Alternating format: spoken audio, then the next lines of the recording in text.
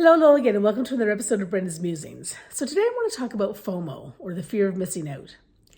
And, I'm asking you this question. Are you the type of person who, has never experienced the fear of missing out? Are you the type of person who lives in FOMO of what it is you're missing? Or are you the type of person who's kind of walks a tightrope between the two, maybe? I would say I personally live in the last category, and it's not that I do one or the other, but I acknowledge what I might be missing while I'm experiencing. Not while I'm.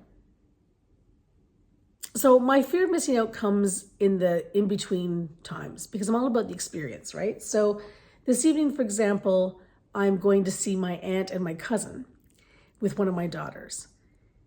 But we're not there yet. I'm still at home alone, waiting for her to come home from work, so on and so forth.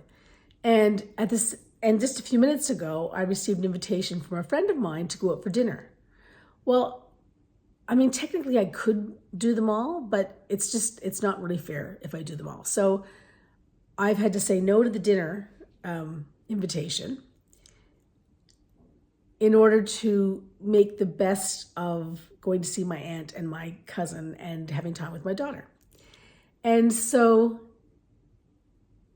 yeah, I regret having to say no to the dinner, but I'm at that in-between stage. Like I know as soon as I'm, with my daughter and we're at my aunt's and stuff, that I won't give a second thought to having missed the dinner.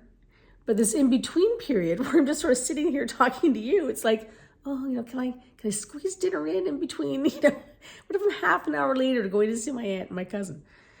So in those moments, I sort of oscillate.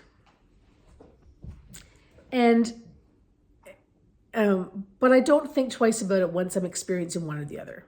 So I'm very much in the present at that point in time. Where I hope I don't end up going ever is missing out on something in the present that has me because I'm so focused on what I'm missing out on that I'm missing out on what's in the present. And I know those in-between periods are sort of like that too. Because the present is the present, whether you're just sitting here on your own or whether you're, having an experience per se. And I don't, and for me, it isn't something that I'm not like sort of, oh, gosh, I really need to go to this dinner thing, or I really need to, whatever.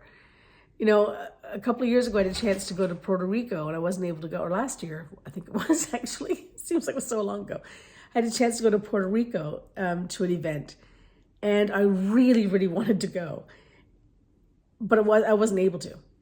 And it was actually, I think it was this time last year, and I wasn't able to go, and I was sad about it, but I wasn't like, it didn't consume me. I didn't cry myself to sleep at night or whatever. I was just like, oh, I'm bummed I couldn't go. But I was happy to live my life here. So don't ever let the fear of missing out on something interrupt your life. Like acknowledge, oh yeah, I wish I could do that. Or I wish I could do that too. And then maybe think about like dinner with my friend, for example. We will have dinner, one day in the next couple of weeks. I'm not worried about that. That'll happen. And we'll get caught up then. But I'm not going to also, focus on, like that's going to become my mainstream of thought either. It's just going to happen. And then, everything will be cool or whatever then. So, what I'm basically trying to say is live in the present as much as you can. Experience. This is the main thing. Experience all that you can, and and take advantage of the full experience. Don't shortchange yourself on that because you're maybe wishing you were somewhere else, or maybe you're wishing, that you could have done the two things or whatever. Like, live your life. Live it in the present as best you can. That's my musing for the day. Have a great one, everyone.